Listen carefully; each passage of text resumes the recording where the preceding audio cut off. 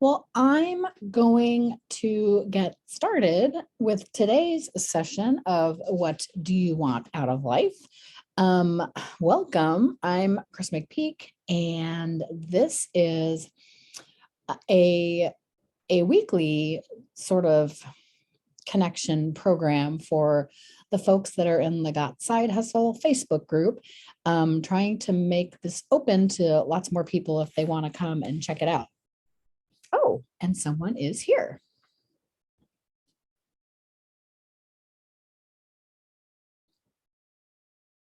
This is so exciting. We have a participant today. And this is Rebecca, who's a member of my group. And we're just waiting for her to connect to audio.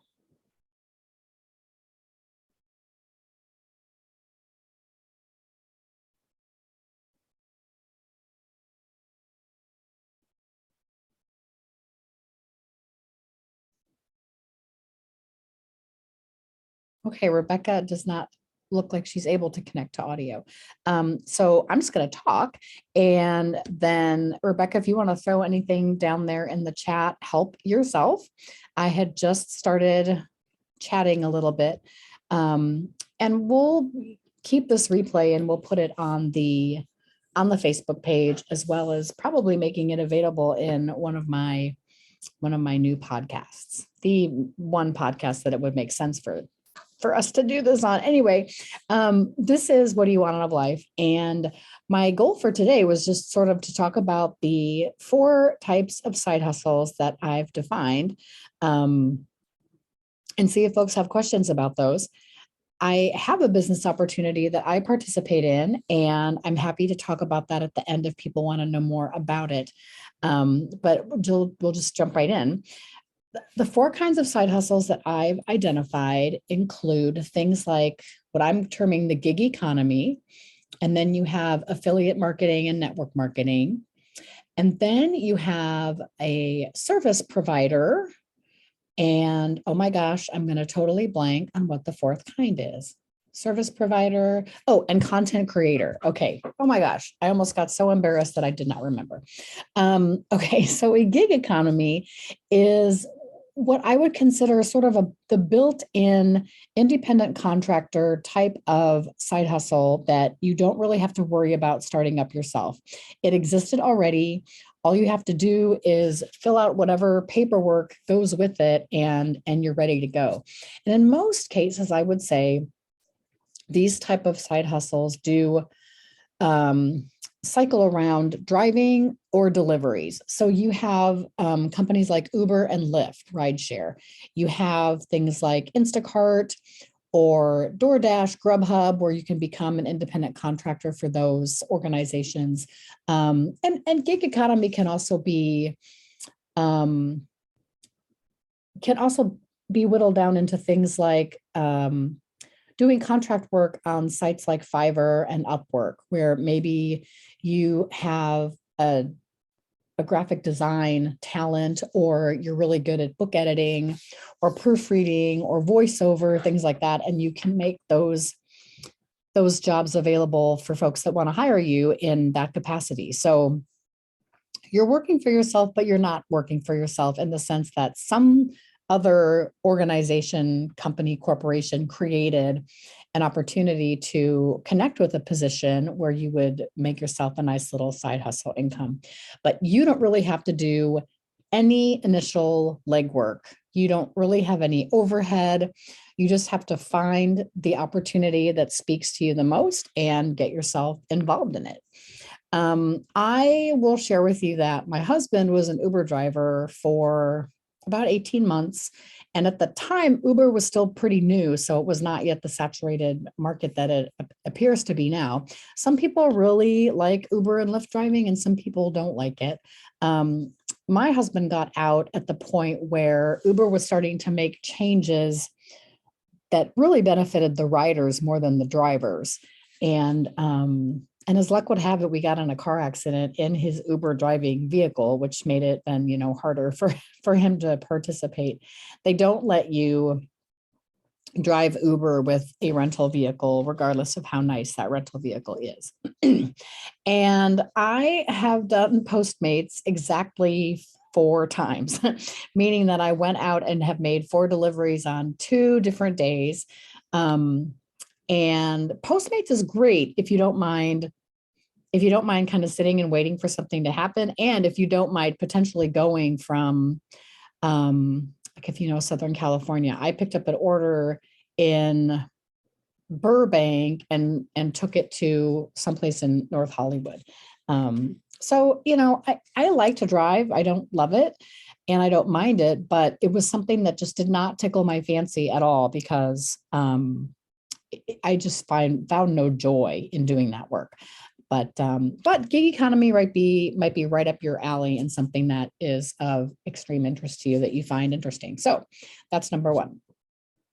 The number 2 side hustle that I had identified is this concept of affiliate marketing or network marketing. So affiliate marketing would be, say, you have identified a product or a handful of products or a company or a group, and you really like what they are putting out there into the world.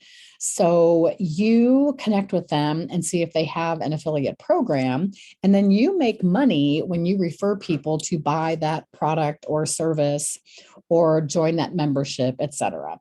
So great examples of these are, I I will sometimes contribute to what's called ultimate bundles.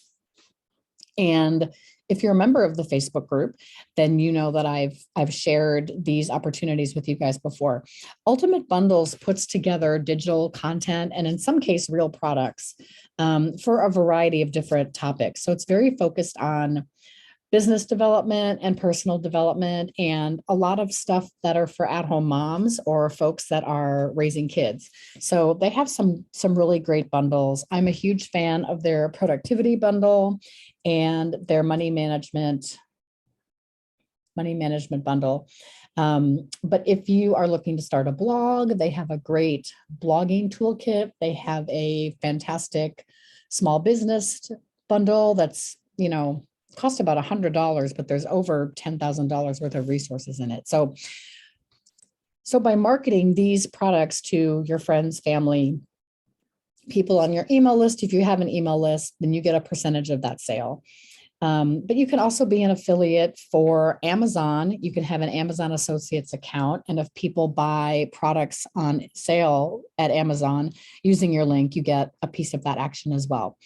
It's different. Affiliate marketing is different from network marketing in that network marketing, you are actually, in most cases, investing into a company as an associate or a buyer or a salesperson or a customer in that case.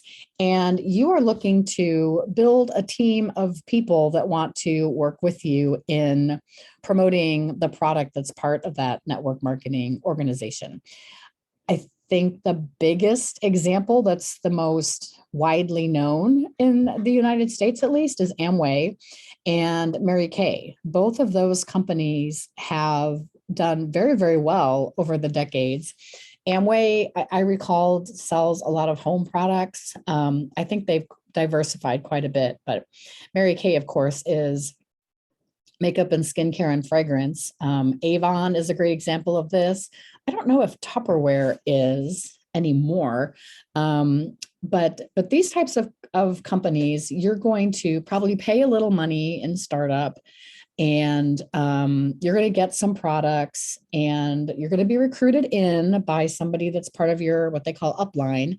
And that person is going to teach you the tools and tricks of the trade in how to build a successful business with this. Positive sides of network marketing and affiliate marketing is basically you kind of work as hard as you want to.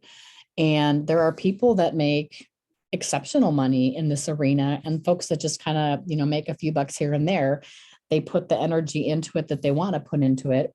I am in a network marketing company right now, and I will say I'm learning a lot. I am enjoying it. And I'm realizing that for me to get the results that I want in doing this business, I kind of need to rethink where I'm putting my energy and where I'm putting my time.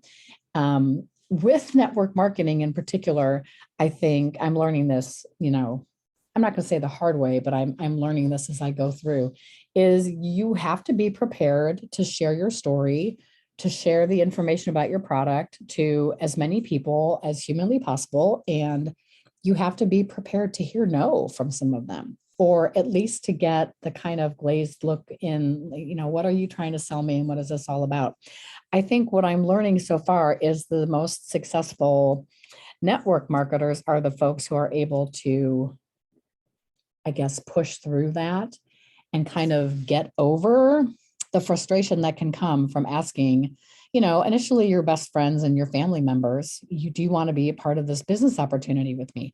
I am kind of making myself a little crazy right now, trying to involve my two siblings, my sisters, in this, because I think that the two of them as my downline, I think we would have so much fun with this particular company that I'm participating in. I'm learning so much about health and wellness from this product. I enjoy the product. I appreciate it. I think it's an incredible product. And I think about my relationship with them, and I think, well, this is such a no-brainer. Of course they would want to be a part of this.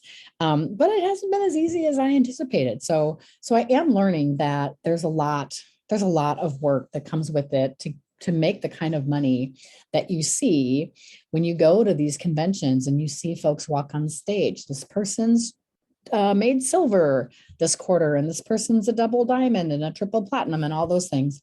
And you think like, oh, it's just going to be so easy. I'm going to talk to my friends and my family members, and of course they're all going to jump on board. So yeah, it is definitely interesting, definitely fun, definitely something that I have to get my brain around in order to kind of land in a place where I feel like this is going to be successful for me. So that is side hustle opportunity number 2 in the world of affiliate and network marketing. So the third example of a side hustle is somebody that is going to be a content creator. And this absolutely, and I'm going to stop playing with my eyeglasses thing. This absolutely positively runs the gamut from all different kinds of things. And the fact that you are a member of this Facebook group, and the fact that you have signed up to hang out in this class today, is it a class or am I just doing a talk? I don't really think I'm teaching. I think we're just talking here. But and you understand that there's an online world out there in which there's content and information and education, stuff to learn, stuff to do, activities, et cetera, all of the things. And that stuff doesn't just appear there. It's created and driven by content creators. So anytime you've read a blog, here, I'm going to show you a fantastic example, because I set a goal for myself to do what's called a no spend challenge in the month of August. And so I have downloaded a couple of these little tip sheets and worksheets on doing a no spend challenge. That's content creation. That is somebody that looked at a particular niche that they felt they were experienced in and had something to share with the world. So they first created a blog post or a lead magnet, identifying what this pain point is that they could solve. And then they came up with a workbook, a checklist, a ebook, whatever, that is going to help said person, solve that particular pain point. So that's a great example. Another great example of content creation is folks that do online courses. So what's going to happen is I'm going to continue to get emails from these folks, and eventually they're going to invite me to purchase an online course and or sign up for coaching or group coaching or things like that.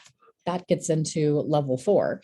But online courses are a really great way of explaining content creation. I really love I want to say it is the book called Superfans by Pat Flynn. And he wrote a little bit about his journey in being an online content creator, entrepreneur. It started for him because he was an architect by trade and came up with this idea for an online self-study course for folks to pass the exam that you have to take to become a licensed architect, and did not realize how big a deal that would become for him. So Pat Flynn is definitely one of the, I would say, when you talk about online entrepreneurship, Pat Flynn is one of those names that gets brought up time and again. He has a podcast. He has a blog. He has several best-selling books on Amazon and a few online courses, some that are very affordable and some that are super high end. So another, good example of content creation. And then, so speaking of Pat Flynn, you've got podcasters, and podcasting is a fantastic way to make money on a side hustle because you can get sponsors. You can, if you want to combine, podcasting with content creation and producing products like no spend challenge checklists, or I'm in a mastermind group with a woman named Allison Melody. Her show is called Food Heals. She was originally a vegan blogger and did a vegan show for the purpose of sharing her story, kind of about her pain and losing her parents and how that led her down the road of wanting to be a plant-based wellness advocate. And from that, she has also become a very sought after business coach and public speaker. All of this coming from, her desire to share her information about plant-based nutrition with the world. So content creation for sure runs the gamut. It would include podcasting, blogging, course creation, things like digital printables. On one of my latter episodes of the Got Side Hustle podcast, which I'm not doing anymore, because I've kind of had a change in my direction. But I had a fella on there named Cody Berman, and Cody spoke a lot about passive income and how you can start a fantastic passive income side hustle business making printables and selling those on Etsy. And he and his partner have a fantastic free course and a paid program where you can learn how to do that. So number 3 of the side hustle options that I have identified, or that, I think are the thing, is of course content creation. Then we go to number 4, and number 4 is service provider. So let me stop here and sort of preface that we're kind of going from easiest to hardest, to lowest overhead to highest overhead. So when you're looking into the service provider business, you have a lot of things you got to do before you get to that point where you're ready to provide said service. Now, this can be something, I'm going to say as simple, it's not really simple. To be a yoga instructor or massage therapist, you have to do hours and hours of training, and you have to be certified by a specific governing board Whether that's the Bikram Institute, or there's so many yoga certification things out there, massage school, cosmetology school, cutting hair, doing blowouts, the dry bar kind of thing. There's those kinds of services. You could be a private chef. That would be a service provider. Sorry, I got a little sniffly there. And coaching, life coaching, career coaching, happiness coaching, business coaching. Coaching is a thing. It's a hot topic. It's a hot market. There are so many different kinds of coaches out there. There are further dozens of coaching certification licenses and organizations and courses and things like that that you can take. I kind of went down the rabbit hole in my early days of wanting to be an entrepreneur, and took a number of coaching courses from, I think they're called the Transformation Academy. I found them on Udemy, Udemy, and just took dozens. I'm not going to say I didn't take dozens. I probably took 7 or 8 different coaching certification courses that I can say I'm certified as a happiness coach and a life coach and a career coach and a business coach and a wellness coach and a cognitive behavioral thinking coach, which again, sort of makes me, what is it called? A master of none. But I think engaging in those courses, those certification programs were helpful for me because I learned a lot of things about myself along the way. I think I'm digressing though. If you're going to try to be a coach, a service provider, any of those types of things, that's going to be a side hustle for the long haul. So you're going to want to first determine your niche, determine what certification you need, build your website and your method of content delivery, have something that's going to bring people in and want to learn from you. This little content creation example on the No Spend Challenge is perfect for somebody who's going to try to make a niche for themselves as a financial coach. So putting this out there as a free item and then circling back with elevated offers before I think like, well, I like this person's free stuff so much that it must be amazing to work with them and pay them to do stuff. So I'll hire them to be my financial coach or my business coach or whatever that thing is. So there's a model, there's a funnel you need to build. I think doing things like yoga or massage, if you have a website and you have a presence on Yelp, it's easy to get customers. If you're looking to have a brick and mortar business or just visit people at their homes, all of these things are options and opportunities and things that you can do part-time. I think that you can rent space at some yoga studios or some massage clinics if you don't want to work for a place full-time, but you want to get clients. So again, these are all things that are major options and totally available things for the side hustle experience. So that is essentially the jux of my talk today. And so, Rebecca, if you wanted to pop anything in the chat or ask me any questions, I'm here to share anything that you want to know about the world of side hustles and side hustle opportunities.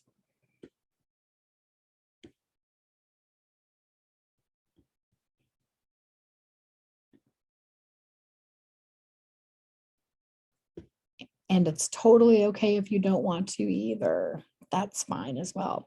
So I think that what I will do for today is I'm going to stop the recording and end the public version of this. But Rebecca, if you want to hang out a bit, I'm happy to chat. And if not, then we can just end our session. So for everybody that's watching and or listening, thanks for tuning in to What Do You Want Out of Life? I will not be doing a session next week. I'm going to be on vacation visiting my sister and her family in Kansas, but there will be another session on the 28th. We can talk about this stuff again, we can go in different directions. So it'll just kind of depend on who is popping on and what they want to talk about. So for folks that are watching or listening, I'm Chris McPeak. Thank you for watching this today. And I'm stopping recording right now.